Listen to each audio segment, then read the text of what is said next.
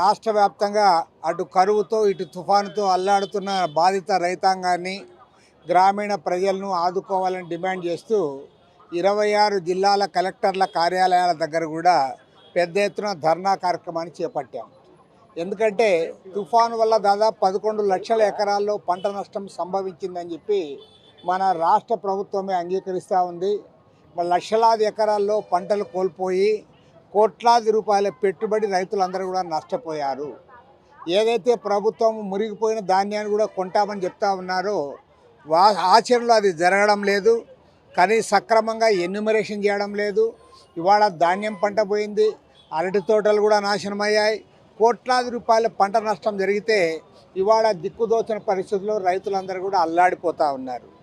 దీనికి ముందుగా 460 మండలాల్లో కరువు పరిస్థితులు ఏర్పడితే కరువు మండలాలు డిక్లేర్ చేయడానికి కూడా ఈ ప్రభుత్వం ముందుకు రావడంలే. 103 మండలాలు మాత్రమే డిక్లేర్ చేసింది. ఇవాళ సాక్షాత్తు ముఖ్యమంత్రి గారి సొంత జిల్లా కడప జిల్లాలో అన్ని మండలాల్లో కూడా కరువు వస్తే ఆయన ఒక్క మండలాన్ని కూడా కరువుగా డిక్లేర్ చేయలే. నిన్న కడప జిల్లా పరిషత్ సమావేశంలో తెలుగుదేశం ఎమ్మెల్సీ గారు తీర్మానం ప్రవేశపెడితే మొత్తం ఏకగ్రీవంగా తీర్మానం పాస్ అయింది. మరి ముఖ్యమంత్రి జగన్మోహన్ రెడ్డికి ఏమైనా సిగ్గుంది అని నేను అడుగుతా ఉన్నా. నీవు కరువు వస్తే నీ సొంత జిల్లాలో కరువు వస్తే కూడా నువ్వు మాట్లాడవు. పోయి ఆ పులివెందులకు పోయినావు, కనీసం ఒక పంట పొలాలు పరిశీలన చేయలే, రైతులతో మాట్లాడలే.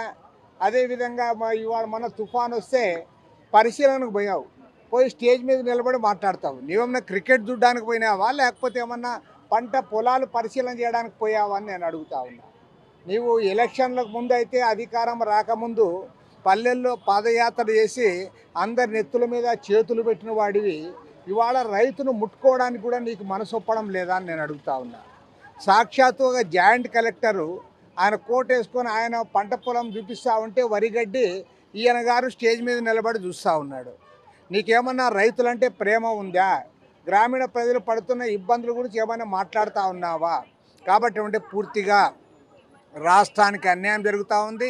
ఇవాళ మన పక్కనే ఉన్న కర్ణాటక రాష్ట్ర ముఖ్యమంత్రి సిద్ధరామయ్య గారేమో ఆయన సెప్టెంబర్ 24వ తేదీ క్యాబినెట్ మీటింగ్ పెట్టి కరువు ప్రాంతాలు డిక్లేర్ చేశాడు. అక్టోబర్ మొదటి వారంలోనే కేంద్ర బృందాలు అక్కడ పర్యటన చేశాయి. కానీ ఇవాళ డిసెంబర్ 12, 13 తేదీల్లో ఇక్కడ పర్యటన చేస్తూ ఉన్నారు. కనీసం ఇప్పుడైనా సరే కేంద్ర ప్రభుత్వం రైతులను ఆదుకోవడానికి ముందుకు రావాలి. రైతులందరికీ కూడా నష్టపరిహారం ఇవ్వాలి. పంట రుణాలన్నీ మాఫీ చేయాలి. గ్రామీణ ఉపాధి హామీ పథకం కింద అందరికి కూడా పనులు కల్పించాలి. కరువు ప్రాంతాల్లో, తుఫాను ప్రాంతాల్లో విద్యార్థులకు అన్ని రకాల ఫీజులు కూడా మాఫీ చేయాలని కూడా డిమాండ్ చేస్తూ ఉన్నాం.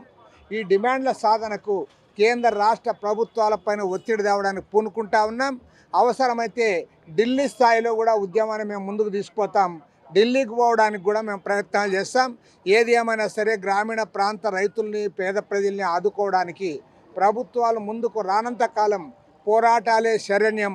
ఆ పోరాటాల్లో కలిసికట్టుగా అందరూ కూడా ముందుకు సాగుదామని మనవి చేస్తా ఉన్నాం. మరిన్ని వీడియోస్ కోసం ఛానల్ ని సబ్స్క్రైబ్ చేయండి. లేటెస్ట్ అప్డేట్స్ కోసం వాట్సాప్ ఛానల్ ని ఫాలో చేయండి. అండ్ లింక్ డిస్క్రిప్షన్ లో ఉంది.